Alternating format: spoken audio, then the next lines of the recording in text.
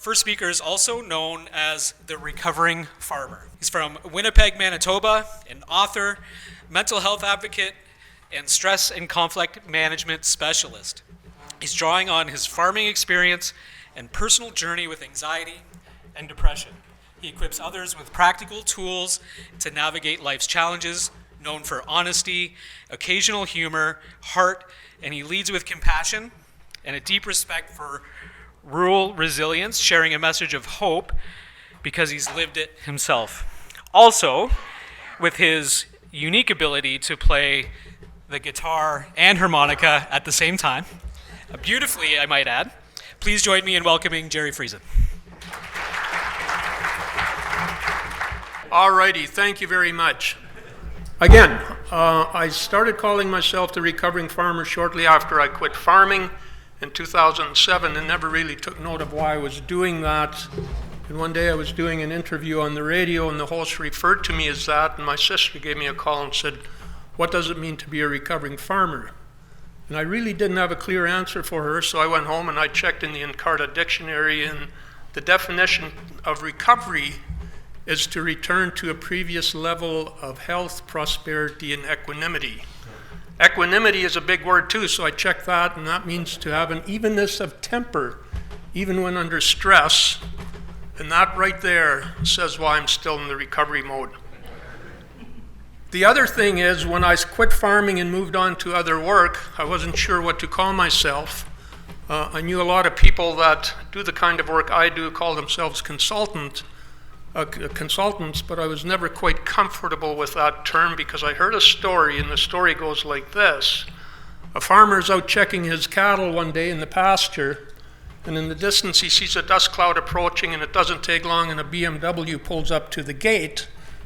Farmer saunters over, and this gentleman gets out of his BMW all dressed up in a suit and tie, and he says to the farmer, "If I can tell you how many head of cattle you have out there, can I have one of your calves?"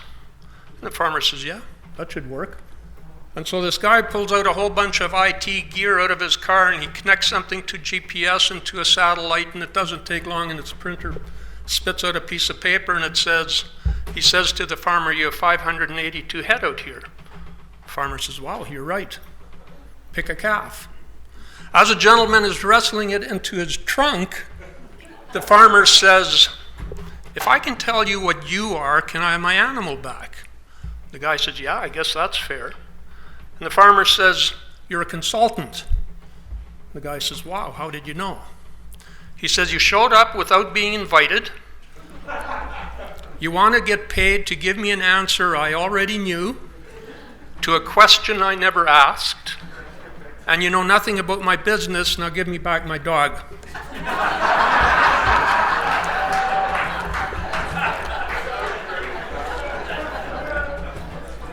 So I call myself a stress and conflict management specialist. I know that's a mouthful, and I'm not quite sure what that means, whether I create stress and conflict or whether I actually help people with theirs. Seeing my wife is here, I better admit to doing both of those. Speaking of my wife, for years when I would leave to do presentations, she would say, "Gerry, you need to add more detail." And I admit it, I'm a person that likes to get from A to B with as few words as possible. And here's an example. I'll get up early in the morning, saunter into the kitchen to get my cup of coffee. She's normally up by then. And I'll mutter good morning. She'll say good morning. "How did you sleep?" I say good. But then I feel obligated. Now I have to ask her, right? She says, "I didn't sleep that well. Woke up every hour on the hour. Our mattress isn't that comfortable. We're going to have to get a new bed. But that's probably the last bed we'll ever have to buy." We go from good morning to our imminent demise, and I haven't even had coffee yet. But she retired last year, and so now she travels with me. But here's the deal. I'm going to tell you part of my story today, but it's only going to scratch the surface. But I wrote about it in a book called The Recovering Farmer. And the deal is that she has to sell enough books to pay her way. Now, we dragged a whole bunch of books to Newfoundland. We were there earlier before we came here. And the good news for her is that we sold most of them there.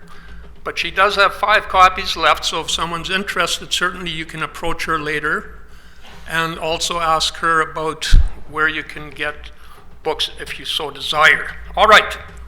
In this room, we've got a variety of folks involved in the nursery and landscape industry. It's a big mix. And you all have different challenges, but there's one thing you all have in common. Stress doesn't care what job you have. It finds you anyway. And that's why we're here today. My presentation title is called Cultivating Resilience, Growing Through Stress and Change. One of the things I learned the hard way is that resilience isn't about being tough, it's about being honest. I used to think resilience meant putting your head down and working through it. Now I think it means picking your head up and asking for help. You can't take care of your business or your career if you don't take care of yourself. And that's what I want to talk about today. And to explain why this topic matters so much to me, I want to tell you part of my story. Like a lot of people in this industry, I tied my entire identity to my work. The long days, the pride, the exhaustion, the problem solving, it all became who I was. But when your identity is your work, your headspace becomes the first casualty. I didn't see it coming. At first it was just long days and a constant sense of falling behind. Then it became anxiety I couldn't shut off. Sleepless nights, a creeping heaviness that I hid from everyone, including myself.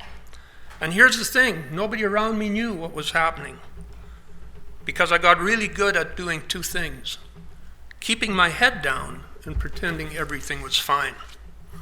Maybe some of you know what that feels like. The pressure to keep going, the fear of letting people down, the belief that you can't show weakness because the job, the industry, the people around you, they all depend on you. And then one day, for me, everything collapsed. My mind quit, my body quit. Everything I thought I could outrun finally caught up with me. And I ended up in a place I had never expected, completely broken and completely ashamed. Because I didn't understand what was happening. I thought I had failed. I thought real farmers, real men, real professionals didn't fall apart. I didn't know that what I was experiencing was mental illness. I didn't know that stress could actually take you out at the knees. And I didn't know what burnout looked like till I was living it. I'm telling you this because I know there are people sitting here right now who feel overwhelmed, worn down, or alone in their stress. And I want you to know you are not alone, you're not weak, and you don't have to keep pretending that you're okay. In 2003, I was operating a family farm in western Manitoba. I was president of Manitoba Pork Marketing, chairman of Manitoba Dynamic Pork, and an active mediator with the Manitoba Farm Mediation Board. So the hog industry at the time was in a continuous downward spiral. So my farm, the organizations I was involved with, and its members were all experiencing significant challenges. During a mediation meeting that fall, I was sitting around a kitchen table with a farm couple talking about their financial challenges. I felt my heart do some very interesting palpitations. I felt a shortness of breath. I grabbed the edge of the table. I was convinced I was having a heart attack. It passed relatively quickly, but then started happening on a more frequent basis till in early 2004, I did go see a doctor. The doctor told me that what I was experiencing was anxiety, and if it hadn't already, it would lead to depression. And so he prescribed some medication for me. I went on those meds, not understanding the intricacies of mental illness. And that was the beginning of my recovery, discovery not so much. Combined with my mental health issues and ongoing and increasing stress, my behavior started changing. A particular note was an increase in expectations for myself and for those around me. I could do nothing right, and neither could anyone else. Internally, my self-esteem went to new lows, and externally my relationships with others, particularly those close to me, suffered. My coping mechanisms were not particularly helpful. For a number of years, I used alcohol to cope. I found out that alcohol does an amazing job of easing anxiety. But, excuse me, unfortunately, as alcohol leaves the body, anxiety increases exponentially, so the only cure for that was to drink more, which I did, which created even bigger problems. And if it wasn't a self-medicated fog, it was finding other means of escaping. I found the hog barn to be a sanctuary, away from people, away from my phone, away from my family, and perhaps even an attempt to escape from myself. Was I suicidal at any time? In the past, I would have answered no to that, but professionals have since told me that I was. Because I certainly had thoughts of dying, because in my twisted way of thinking, I thought that my family would benefit because of life insurance. I could escape my mind-numbing anxiety, and the world would be a better place without me. It makes sense to me when someone says, I am not afraid of dying, I am afraid of living. 10 years ago, a friend's wife died by suicide. At her funeral, the family shared about how much they had learned about mental illness in that short week since her passing. And they wanted everybody to understand the fact that their mother had fought a valiant fight against mental illness and lost, similar to someone who fights physical illness but ends up dying. When I left that funeral, I had a number of emotions run through me. I felt encouraged to understand that what I and many others were dealing with were fighting courageous fights and not experiencing something to be ashamed of, embarrassed about. I felt a tinge of envy that Heather had escaped her pain, but I also felt an incredible fear, afraid that some morning I might wake up and not be able to face another day. As part of the farm wind down and an opportunity to enhance my conflict management skills, I applied to the Manitoba Farm and Rural Stress Line as a volunteer. In retrospect, and totally unintentionally, that was the beginning of the discovery part of my journey. First and foremost, through the intensive counseling training I received, I learned so much about mental health and how that related to my situation. Secondly, I was contracted to facilitate some workshops on men and depression, which provided another source of discovery through research and through meeting and chatting with others. As part of those workshops, I'd been asked to talk about my own journey with mental illness. To get a bigger picture, I felt I needed to talk to my wife and my kids to gain a perspective of their thoughts and feelings regarding my issues with depression. I had always thought I was hiding it from them, but found it rather different. Rose related how she felt she had been married to different men. I tongue-in-cheek suggested she was lucky because I had been married to the same woman. But it was not a laughing matter. She explained how I had changed into a different person, a far cry from the person she had married. And I only became a preferable husband again when I became proactive in dealing with my mental health and addictions. My kids talked about crying themselves to sleep because of their concern over their father and our financial issues. I had no idea, and perhaps it was better at the time because I'm sure if I had known, the guilt would have pushed me over the edge. The kickoff to the workshops happened to be a call-in show on a radio station. We had just barely sat down in the studio when the host looked at me and says, I understand you have a story to tell. That was a moment when I can honestly say my life flashed before my eyes because I had never ever considered the implications of opening up and telling my story. The moment of truth hit. Back then it was an oh crap moment. Today I would say it was a WTF moment. I knew I could either shut up and look totally idiotic or begin talking. I began talking, and I cannot emphasize enough how much talking about it has helped me, whether with family, friends, neighbors, colleagues, and others. My journey really has been one of discovery, Over the years, I've had countless appointments with medical health professionals. I've tried a variety of medications. Some helped, some didn't. And like many living with mental illness, I learned there isn't an easy fix. What I discovered is that healing is less of a straight line and more of a long road with potholes and curves and detours and the occasional good stretch where things feel lighter. I'm still learning, still unlearning, and still figuring out what works for me. And today I want to share some of what I've learned along the way, not as an expert in perfection, but as someone who is walking the road, just like many of you. So what does stress look like? In simple terms, stress is the body's physical, emotional, and mental response to challenges. There's acute stress, which helps us respond. It helps us get jobs done under pressure. And there's chronic stress, which hangs over us day after day after day. And often we don't even notice its impact. Stress affects our emotions with anxiety, frustration, feeling overwhelmed, and a low mood. It affects our mind with overthinking, racing thoughts, decision paralysis, and negativity.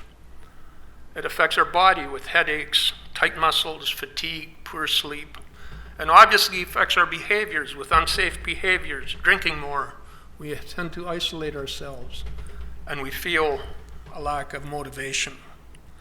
The nursery and landscape industry is rife with stressors, which include labor uncertainty. Recruitment and retention feel unpredictable, making it hard to plan staffing needs. Uncertainty around labor availability and labor costs complicates growth, scheduling, and job pricing. You have pest and disease pressure. A single pest or disease can devastate crops or shut down entire markets with little warning. You have significant capital already invested in production, increasing financial risk and stress. There's industry and environmental disruption, COVID impacts. Invasive species, tariff threats, and youth labor shortages create ongoing instability. Small businesses rely on predictability. Constant disruption fuels anxiety and decision fatigue. You have financial and trade uncertainty. Tariff threats on fertilizers, chemicals, steel, and equipment have overtaken inflation as a top concern. Border delays, unclear duties, and new regulations, example zero-emission requirements, add cost and complexity. You have softening market conditions. Commercial properties are being delayed due to economic uncertainty. And you have residential clients who are cautious, downsizing or postponing major projects, making future planning difficult. I suspect many of you felt something in your mind or your body as a response to that list. These stressors pile on each other day after day, quietly weighing on everyone in the industry. And we hope that next week, next month, and surely next year, things will be different. And if you'll notice, a lot of those things I just listed are things that are outside of your control. Never mind all the stressors you have that are inside of your control. Here's the thing, stress doesn't stay in neat compartments. Work follows us home, and personal stress comes to work. It shows up as pressure to perform, handle problems, meet deadlines, manage people, or keep production running. When expectations rise, frustration and tension build, sometimes spilling onto coworkers or loved ones. What is important to understand is this: we don't see things as they are, we see them as we are. It has sometimes been said that we are governed by the 90-10 rule, and that is 10% of an event is the event that happens to us, and 90% is our reaction to the event. Let me give you a very simple example. John comes down the stairs early in the morning. He's dressed up in his Sunday go-to-meeting clothes. He's going to the bank for an appointment because he's decided to diversify and expand his business. His wife is in the kitchen. His daughter and his son are sitting at the table eating. He sits down at the table. His wife puts a glass of orange juice in front of him. He asks his daughter to pass the toast. She picks up a piece of toast and throws it at him. It hits the orange juice and dumps all over him. Instantly, John is angry. He yells at his daughter. He gives his wife heck because she had put the orange juice there. He turns and walks up the stairs to change. When he comes back down, his daughter has missed the school bus because she's so upset. His wife is upset, and says, "You have to take your daughter to school." So impatiently, he loads her in the car and they take off. He goes to school, obviously breaks the speed limit, gets a speeding ticket, finally gets to school, drops her off, gets to the bank. He's 5 minutes late for his appointment, and when he gets out of his car, he realizes he forgot his briefcase at home. He has a meeting with the bank, which obviously didn't go very well. When he gets home that evening, there's still a lot of tension in the house, and nobody's talking. Now imagine this. John comes down the stairs in the morning, the same scenario happens.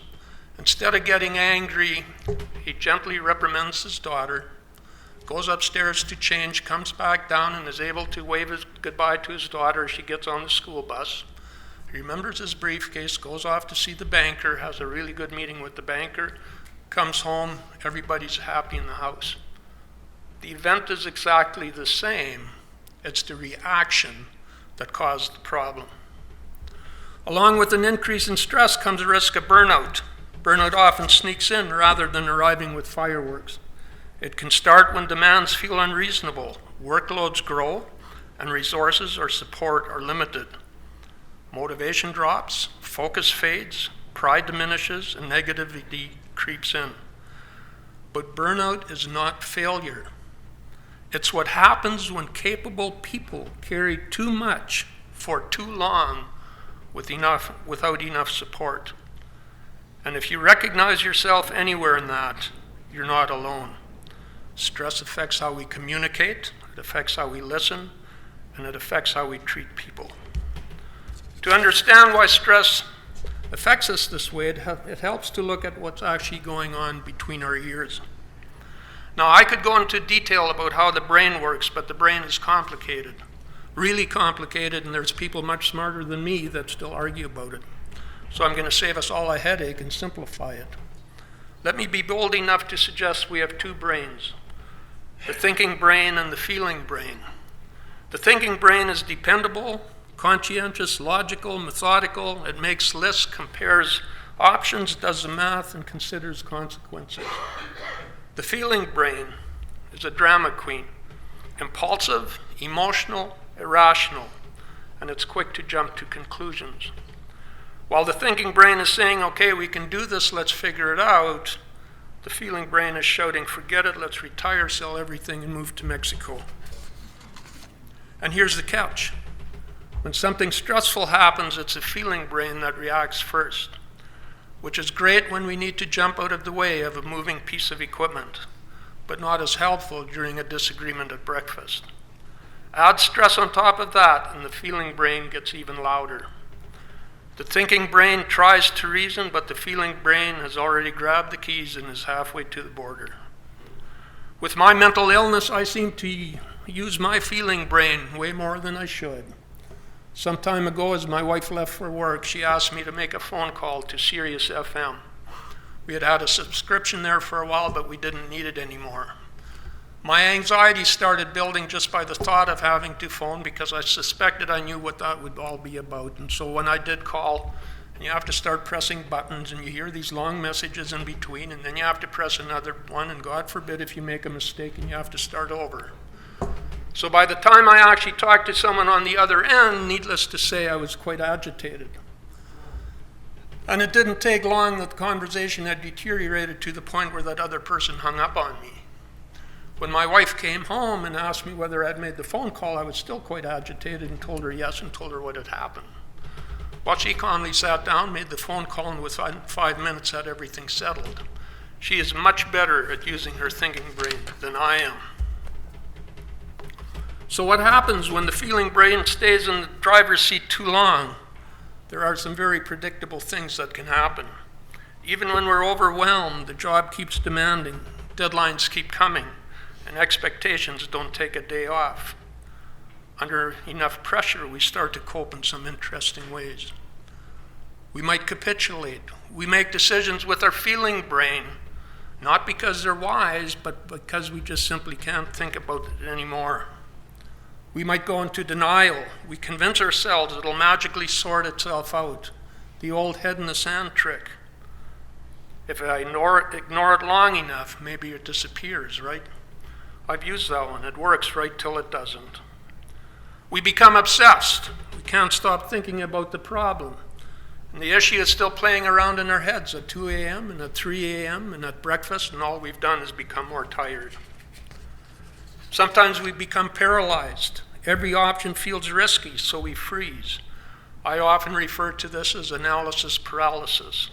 Stuck between A and B and still can't choose C. We might become desperate. We start hunting for one magic solution, the silver bullet, the lucky break, the miracle card. In poker terms, we go all in. Or we might become paranoid. We look for someone or something to blame. This is often when conspiracy theories come up because our psychological needs aren't being met. These reactions don't just affect us personally, they show up directly in how we run our businesses and make decisions. How do we respond? I've mentioned earlier, stress doesn't stay in one corner of our lives, and when stress is high, it shows up in how we manage our business. Decisions that should be thoughtful and rational start coming from a place of emotion and urgency. Farm Management Canada did a research a few years ago, and their conclusion was eye-opening, and it's applicable to all industries. In essence, they said decision-making depends on clear thinking and learning from past experiences, but stress can interfere with that process. While some stress can be helpful, too much leads to poor judgment, missed warning signs, and unprofitable decisions. Research shows that people who are emotionally stable and rational make better decisions and run more profitable businesses. In other words, stress narrows our thinking. We start reacting instead of planning. We need to be aware of when that happens. And just on a side note, I was scrolling through social media yesterday and came across LinkedIn, and Peter, the next speaker, had done a little video on there, and it's something, Peter, I'm going to build into my future presentations because you make a very good point. And in that video, he talks about setting priorities and about blocking off time and making sure when you block off time to do something that you in fact do that. I thought that was great. Number one is don't ignore issues. They don't disappear. Some time ago, I was helping a farmer put together his financial information for a meeting with his bank. And as we were getting close to having it done, I asked him about some custom work he had gotten done. He said he had received the invoice 2 weeks earlier, but he had never opened the envelope because he was too concerned about what the number would be. I looked at him and I said, open the envelope, take a look at it, and I guarantee you you're going to start feeling better about it. And he kind of gave me that weird look about, what are you talking about? But then he did. And in spite of the number being a little bit higher than what he had hoped for, the look in his face changed, and he said, how did you know? And that was because I had been there, and what had happened is that once he saw the number, his mind switched from worrying about it to actually putting together a plan to deal with it. Knowledge didn't solve the problem, but it gave him his power back. Set realistic expectations, and trust me, I wasn't very good at this at all. Unrealistic expectations set us up for failure, financially, mentally, and emotionally. We promise lenders, suppliers, customers, and even ourselves things we hope we can deliver, not things we know we can. And when we fall short, the hole gets deeper, the stress heavier, and the thinking brain gets even quieter. Overpromising doesn't create success, it creates stress and bad decisions. And I already basically mentioned this. Caring is good, caring shows commitment, but there's a fine line between worrying and caring. Worrying is letting your mind create something that you don't want to have happen. Use a third party. If your neighbor, your friend, or a colleague or another business was going through the same thing that you're going through, what would you tell them? Almost always the advice is reasonable, calm and practical because the emotion is gone and the thinking brain is in charge. We are far kinder and wiser to others than we are to ourselves. And lastly, don't be afraid to ask for help. There are business advisors out there. I know I challenge a lot of people I deal with to deal with a business advisor because as business owners or as individuals, we can let our mind create all kinds of things in our head. but very often they're not realistic. So if you ask a business, not someone that tells you what to do, but someone that will listen to you, will do a reality check, and will help you put together something that makes sense. Because when we start verbalizing what's going on in our head, it's very often easy to distinguish what's real and what isn't. So remember, don't complicate it. Don't let stress make decisions meant for clarity. When we step back, breathe, and re-engage the thinking brain, solutions become visible. What can you do? Number one, awareness. Be aware of subtle changes. We talked about how stress affects our mind, our bodies, emotionally, and our behaviors. Be aware of those. And be proactive in learning better coping methods. Do an inventory. Write down everything that is really stressful in your life. Now look at that list and take out everything that's outside of your control and put it aside. And I know that's easier said than done, but guess what? If it's out of your control, you can't do anything about it anyway. Put it aside, the list becomes much shorter and easier to deal with. Reduce your exposure to stressors. Switch off the news. Don't go to social media. I don't know who here watches Corner Gas, but whenever they say the town Woolerton, everybody spits for those that watch that. I feel that way when I say social media, but I also know that for a lot of people, social media is a necessary evil. And yes, I'm on it a lot. I just admitted to being on LinkedIn yesterday, and guess what? Yes, I won't say more. But reduce your exposure to stressors. Be aware of your tolerance levels. Very often people that experience a whole lot of stress will over time lose their tolerance to being able to deal with it as well. And so years ago when I was dealing with hundreds of thousands of dollars in debt with the bank and trying to figure out how to deal with that, my anxiety levels, of course, were high.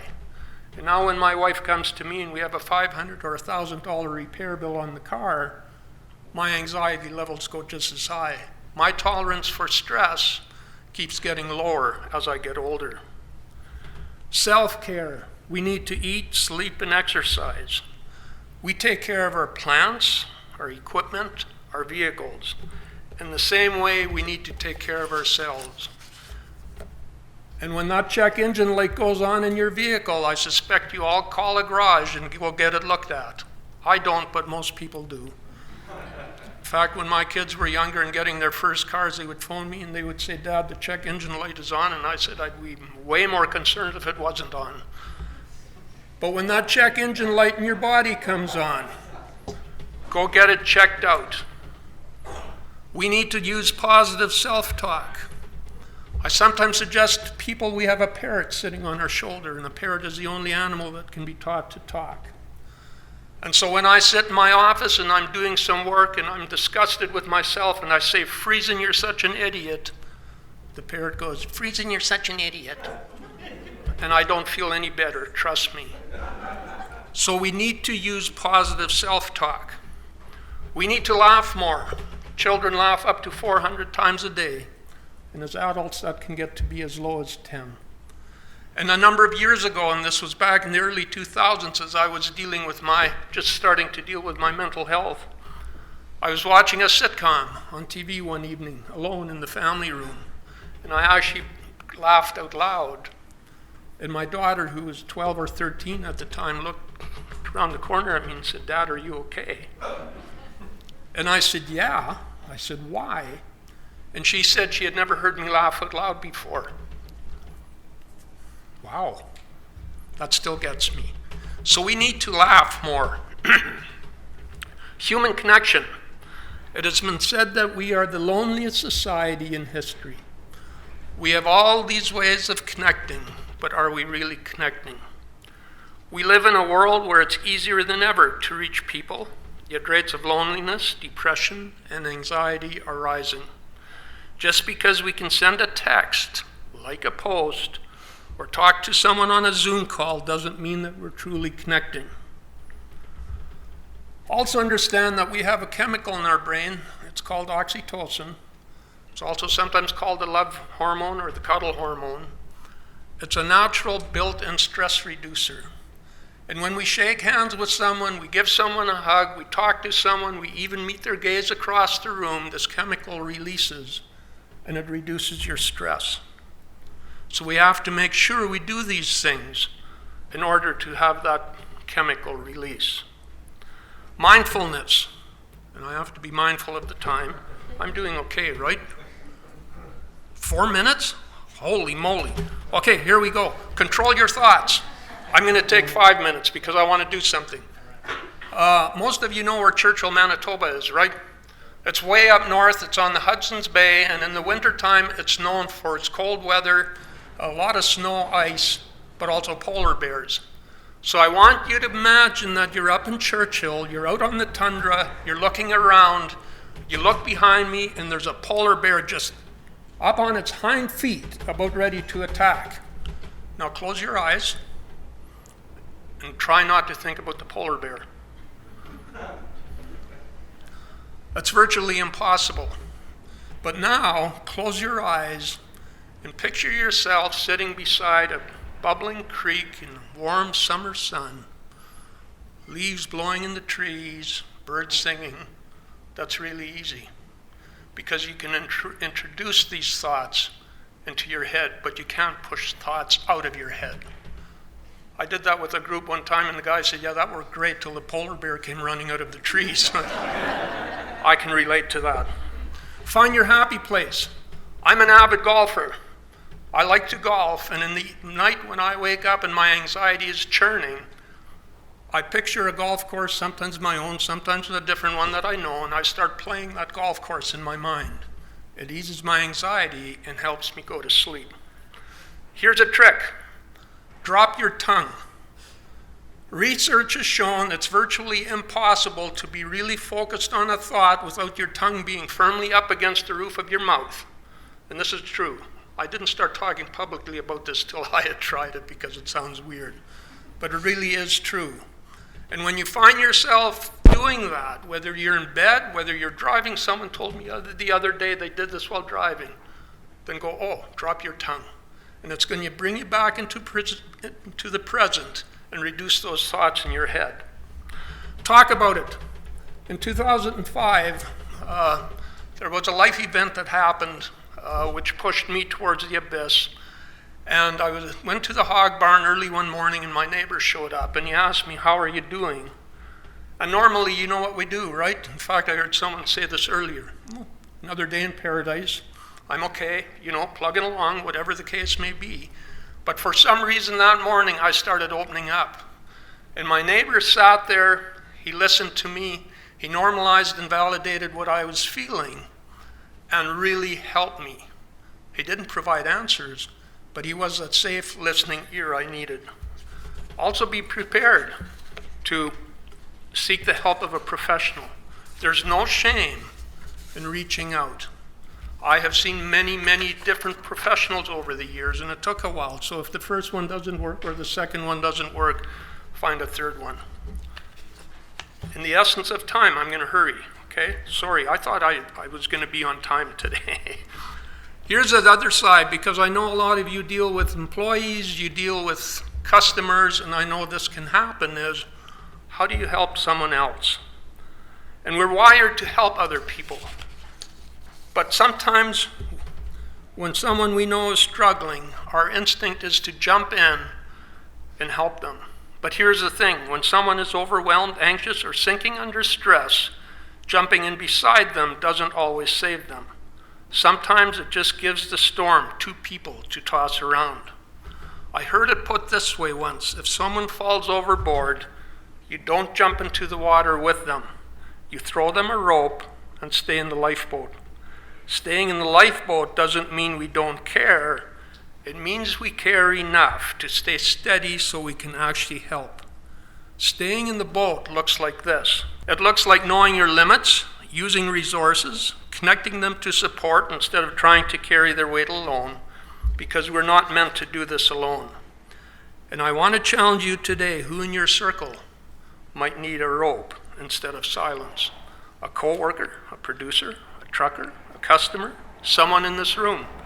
You don't have to fix them. You just have to notice them, be there for them, I remember my neighbor. He helped me by listening. I want you to leave here with one small challenge, one action you can take in the next 48 hours. Call someone who might be struggling. Take 5 minutes for yourself. Notice your stress and do one small thing to address it. When we manage stress well, we show up better, not just for ourselves, but for the people who rely on us. Our families feel it, our friends feel it, our coworkers and customers feel it. A healthier mind supports healthier decisions, healthier relationships, and a healthier business. Stress management doesn't just improve life, it improves the lives around us. Where am I at today? Remember at the beginning I said that recovering means returning to a previous state of health, prosperity, and equanimity. Well, health-wise, you've heard a lot about my story today. My mental health journey is not a straight line, and I don't think it ever will be. My physical health, that's a different chapter. Let's just say I'm not running a marathon anytime soon, but that's okay. I couldn't before, and I'm not sure I would ever want to.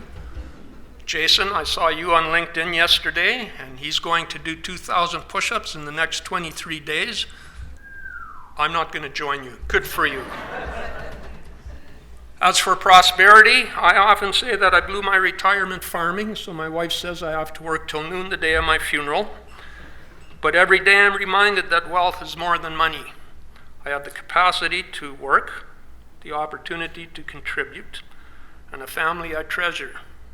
My riches show up in places like a sunrise on a golf course, a laugh around the table, or a quiet moment when life feels good. And then there's equanimity. That wonderful word meaning an evenness of temper, even when under stress. And that one's a little harder. As I alluded to earlier, my feeling brain seems to be in control. Stress, real or imagined, tends to dial things up. All my stress and anxiety manifests itself in road rage.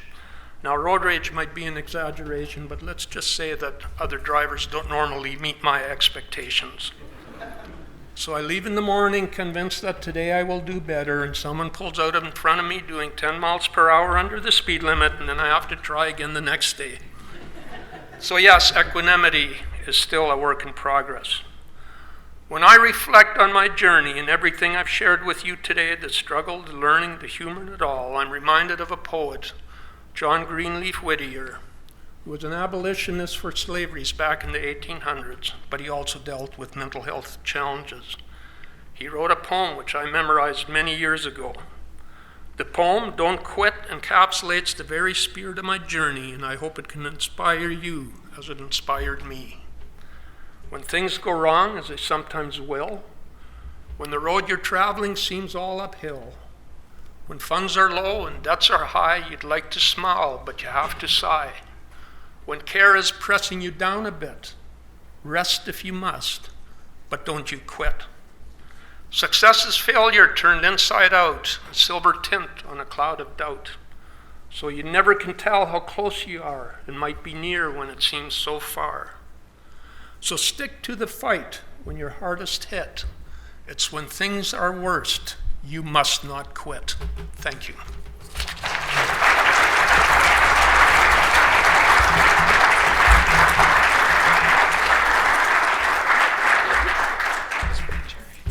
Gerry, don't go too far. We got a couple of minutes in case now anyone you has tell any me. questions. Well, I have very specific instructions to leave okay. some time so that there can be a conversation or some questions. Perfect. Before I do that, I've got a very special gift for you from the CNLA as a thank you for your time and effort. I don't think there's a beverage in there, but feel free. Thank you. Yep. So does anyone have any questions for Gerry? Any comments? So I was wondering if it's possible to be stressed without knowing it, and if we are stressed and we don't know it, how do we even begin to help ourselves? Yes, the short answer is yes, you can have stress without knowing it. But I challenge you to go back to what I said, where if you have an idea of the fact that when you wake, just to give you an example, if you wake up in the morning, your neck is feeling stiff and you're not sure why, maybe that's an indication. when you feel your heartbeat perhaps being a little quicker than what you're used to, or you're experiencing headaches for no reason. Like there's all kinds of little signs physically and mentally and emotionally. When you're feeling emotional, I used this example one time, and I can't remember what commercial it was. I said, you know what, I was in a state where I was watching this commercial and it actually made me cry. But that's because my emotions were up near the surface, right? So there's these subtle little hints that you have to be aware of. I don't have a question, but I wanted to say thank you very much for doing this. Mental health in men is, it's well known, but not enough men actually come forward and talk about it. I'm a big mental health advocate. At our garden center, I do a mental health fundraiser every year, and so many people show up to this fundraiser and their loved one have passed by suicide. And it's heartbreaking to see, and you often wonder what happened, because even to do that, it takes so much courage and bravery. So I'm so happy to see you here today, and I'm very proud of you for recognizing that you did have an issue and that you got help for it. And thank you for sharing your story. Wow, thank you.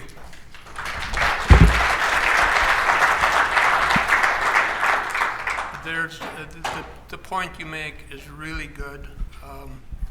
I've often said, and it's been said by others, is that women talk, men kill themselves. Sad but true. Yeah, thank you. Yeah, Gerry, if I could, and it's just adding maybe to Peggy's story, and some people actually in this room were present with me at a CNLA event in my early 40s when I experienced, a year ago, when I experienced exactly what you talked about, but you don't realize it in the moment. You're running on, the biggest thing I learned about mental health and anxiety is that we all, particularly people in this room, this is a leadership forum. We run on this thing called adrenaline. We run on problem solving. We go at the fire, not away from it. That's the DNA of how we're wired. The hardest part is realizing until the physical takes over the mental and your body just shuts down. And when it happens, you don't know why. But I can share now, more than 15 years later, 90% of it was knowing. And once you know it, then you can start to manage it. But it's also identifying who you are, how you're wired, and then appreciating the power of that leadership, that alpha mentality, that adrenaline, dopamine that you're feeding on is the same thing that can crush you. So again, it's half it's a realization, also realizing you're not alone. It's not a weakness, it's a strength. It'll be a superpower, but if you don't manage it, to your point, it can destroy you. Further to the first question that was asked is there are these subtle things and that we need to all be aware of those. And you guys in here that do landscaping and you bring a bobcat to work for the day in the morning, I suspect just because it's running well doesn't mean you leave the toolkit at home, right? And that's the same way with our mental health. We have to know if something is off, and we have to be able to have the tools there to fix that. Thank you for that.